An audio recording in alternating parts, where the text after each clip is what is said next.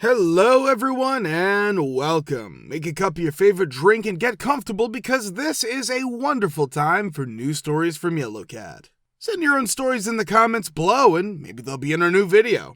Today we have new amazing stories, so subscribe to the channel if you're not subscribed yet, and let's get started. How come this deeply disliked colleague got fired? The guy made all the women on staff feel uncomfortable to the point where if they were paired up with him, they would go home sick. I saw a woman get her task, refuse to work with him, then say, "You know what, I'm not feeling good," and leave. He almost got caught napping at work more than once. For real, he was out like a light while lying down on a blanket. A joke went around it for a little while, but there was never enough proof to stop it. He had to share tools in a car with another person, but they didn't get along, so the other person would actively damage the tools by not putting batteries on chargers or unplugging cords to make things harder, and he wouldn't refuel the car. The problem guy would let his pet sleep on his clothes so that the dander and fur would get all over the truck, which made the main guy also allergic to animal dust. In fact, talk about that one. The straw that broke the camel's back was when they started putting people down and lying when they were asked about it.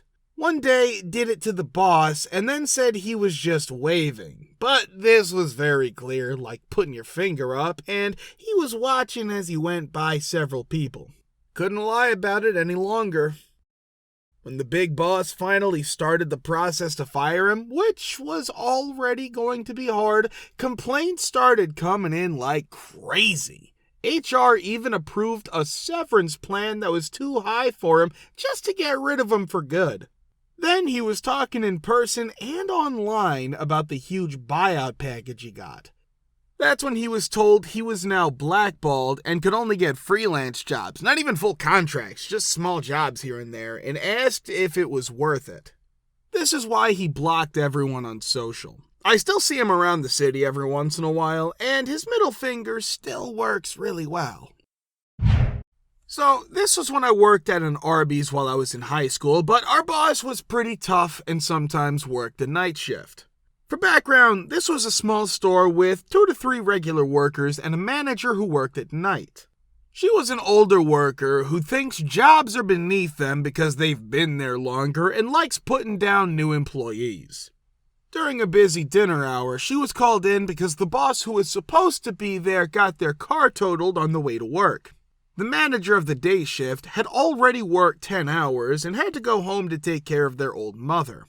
When they left, it was just me and another miner working the registers and the bad manager in the kitchen. After about 10 minutes, she lost it because there were so many tasks for her to handle in the kitchen. 10 minutes into work, she tried to make us go cook the food so she could go smoke and take a break. We were both teenagers, so it was against company policy for us to use the deli slicer for roast beef, and neither of us had been trained to do so. We could help with a few specialty things, but most of the food was against the law, and we still had to run the drive-thru and the lobby. With a pack of cigarettes and her purse in hand, she chose to leave through the hallway without saying a word. I remember taking a customer's order, and he asked if he could get a sandwich with extra sauce. I told him, I'm not sure I can do that. The manager just stormed out, and I might have to close the store. That boss was never seen again. People who eat at fast food places can be rude at times, but the 10 people who were waiting for their food in the hallway were some of the nicest people I've ever worked with. We paid for all of their meals and gave them as many sodas, shakes, and other drinks as they could while they waited. Please treat people like people. At the company where I worked, there was an application for a position. We'll refer to him as Bill. A deputy manager, I advised the manager that it was a bad decision because he was unqualified for the position.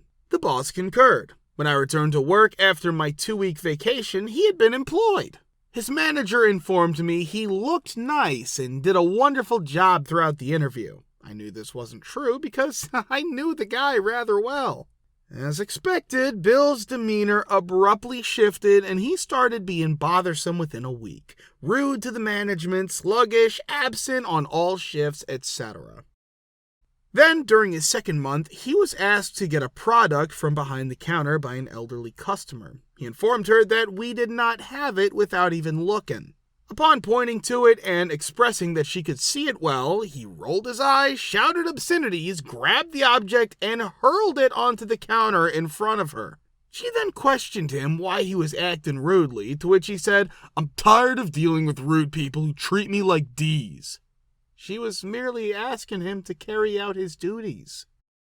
The old woman departed in tears as the debate became more heated. Then Bill vanished into the staff area and walked outside to have a cigarette. The customer's husband approached him while he was outside and inquired as to why he had displeased his wife. "Get the F away from me before I effing punch you," was Bill's response. At that point, the two clients arrived to talk with the manager, leaving me to tidy up the mess he had just created. HR quickly became involved and devised a swift plot to have him fired from the company. Bill lost his job after I asked him to come into the office for a chat during his next shift with two department supervisors acting as witnesses, and, I suppose, backup in case he got off. The best part is that my boss who had hired him, despite my warnings not to, was on vacation the week it occurred, and when she returned, she learned he had been dismissed. Unluckily, she failed to learn her lesson and went on to hire 3 of his friends in the ensuing year. After only 2 months of employment, all 3 of them were fired. What's your exciting or not story when you fought against an HOA? One of the houses in one of the 3 townhomes in my court has someone who is part of the HOA. They have a large deck and tons of plants / bushes / flowers all around their house. We, all of the townhouses under this HOA in general, have those red / purple lava rocks around the homes and pretty standard bushes. So, a few years ago, my mom wanted to make our house look nice by planting tons of flowers and plants around it. According to the bylaws, you have to get approval before doing so. So, my mom filled out this paperwork and it was approved. We'd gone to a few places and spent hundreds of dollars on plants to place around our house. My mom painstakingly spent hours over several weeks getting rid of all the rocks and the ugly bushes that were half dead or completely dead outside of it. She took out the plastic that separated the rocks from the dirt, put down new dirt, and started planting all our lovely new flowers. Maybe a week or a couple weeks later, one of my sisters and I are home from school. My sister's friend is over. She's Italian but speaks fluent Spanish because her stepmom is Mexican. I look outside and see the landscapers digging out all the flowers. WTF? I called my mom right away and told her what was up. So now my sister, her friend, and I are all WTFing, and my mom quickly gets on the phone with the HOA. They end up telling her it's not allowed to remove the bushes that were there, note they were all pretty much dead, or remove the rocks. They tell her that the landscapers will leave the plants on the porch for us to deal with. My sister's friend decides to go out there and talk to them. The landscapers are immigrants, legal or not, I don't know, and speak little English, so she's telling them in Spanish what the HOA said, and they're saying they were told to get rid of everything and replace the rocks and bushes. She tells them that the HOA says to leave the plants on the porch. One of the guys gets on the phone with the HOA, but they don't care. They're just doing what they were told originally and just left one mangled grouping of violets. The HOA ended up telling my mom that if we want to plant, it has to be with the rocks there and the bushes have to stay, which, might I add, died long ago. Then they planted one more of those bushes in the middle along with some sort of plants on the sides, which also died. Right now, I think there is only one bush out there that is a different species of the previous ones, which happens to be dead near the bottom. The bylaws said nothing about not removing the rocks nor the dead bushes, only that if you want to plant things, you have to get approved. The person in our court who is with the HOA does not have the rocks or the standard bushes, roll eyes. 2. One of our neighbors is/used to always be out in the court with skateboards, bikes, motorized bikes, and whatnot just screwing off. They're in Unit D, we're in Unit C. Our doors are on the opposite side of the building. They are clearly labeled with the address and the unit number. We get a fine about having a motorized scooter in the court and having wood out there being used as ramps for skateboarding, along with leaving bikes outside. That's not us, that's Unit D. We don't have skateboards or working bikes, much less a motorized scooter. We tell them that, offer to show them our D garage to prove it. They basically say they don't care, pay the fine. We argue and eventually don't pay because they're morons. 3. Fairly recently, they decide that if you can't put your car in your garage, or if you just don't park it there, you'll get a fine. They wanted you to fill out a form about every car that belongs to someone that lives in the residence. A lot of people, like my ex-neighbor, had trailer things that they'd keep in their garage, first of all. Second of all, no! A lot of these places are small. A lot of these places have moderate-sized families living in them. A bunch of places turn their garage into an extra room so people could fit and would park their cars in their driveway, which, what else is one for?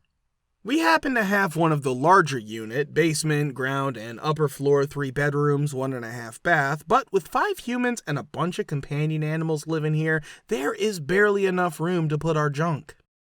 And there was at least 2 units who sold their houses with the garage included as a room with carpeting and whatnot. So now these people who bought a house with X amount of rooms are now being forced to destroy the thousands spent in making that space livable in order to park a car there that doesn't need to be. Along with the people who turned at least half of their garage into a workspace, woodwork, metalwork, that one guy who makes giant snowmen, etc. I haven't heard anything about this since though, so I assume enough people got peed that they stopped. Also, points towards garage, we have a narrow passage from the kitchen door to the garage door with walls brimming in plastic tubs and cardboard boxes. Suck on that.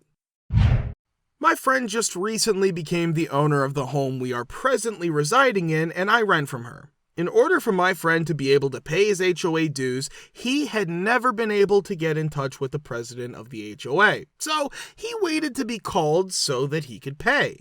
As soon as we moved in, the management ceased maintaining the community pool, the cable service was terminated, and during the winter, there was no snow removal or other maintenance performed. When I started talking to some of the other residents in the neighborhood, most of them were also dog owners, I learned about the HOA predicament.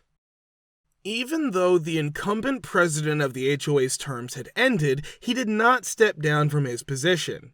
He had stopped paying all the bills for all of the services, and now he was just keeping the money for himself. He had posted signs stating that the reason services were canceled was because owners were failing to pay, but customers had stopped paying because the services had already been switched off. He had posted signs stating that the reason services were canceled was because the owners were failing to pay. A handful of the owners were in the process of filing a lawsuit to remove the president from his position and get things back on track.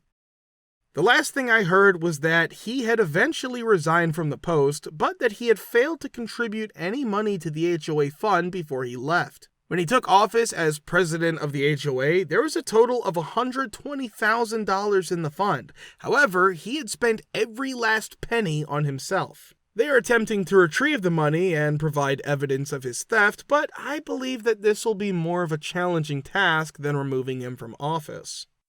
The most positive aspect of this story is the fact that my family is not even a member of the HOA. They intended to divide their land into 2 lots so that my sister and brother-in-law could build a house next door, so they applied for a zoning exception. My mother and father own a reasonable amount of land, but officially they are divided into 3 lots, and the boundaries between the lots are illogical. At the meeting where my family was trying to get the exemption, a group of HOA members who lived a few miles away but were still in our township showed up and began quoting Robert Frost and making up nonsense about the wilderness. My family was trying to get the exemption. They were against it, but none of the immediate neighbors were against it. To put the ridiculousness of this situation into perspective, these individuals cannot see any portion of my parents' land other than a little portion that is close to a freeway. They are unable to see any of the houses or other structures in the area unless they either break the law or get in a boat and travel out onto the lake where the house is located. We presume that they must have opposed it because they believed it would establish a precedent, seriously, which would be detrimental to their foolish homeowners association. It was none of their concern, but the board was all herp and voted against what my parents wanted to do with their own land, despite the fact that it would not have any impact whatsoever on any of the aforementioned individuals. The parents appealed to higher authorities and were granted permission to circumvent the absurd judgment made by the HOA. The HOA is up in arms because construction has started, but they are powerless to stop it here. My ancestors had been there for well over half a century, while most of those jerks have only been there for the previous 5 years. They literally destroyed a habitat for various wild animals such as deer, bears, and moose when they paved a road that was 6 miles long and built mansions that sold for millions of dollars all the way up and down it. But no, by granting my sister and brother's family permission to construct on a little property, we were guaranteed to cause irreparable damage to Mother Nature. Guys, thank you for all the support and likes. Subscribe to the channel if you're not subscribed yet. See you next time.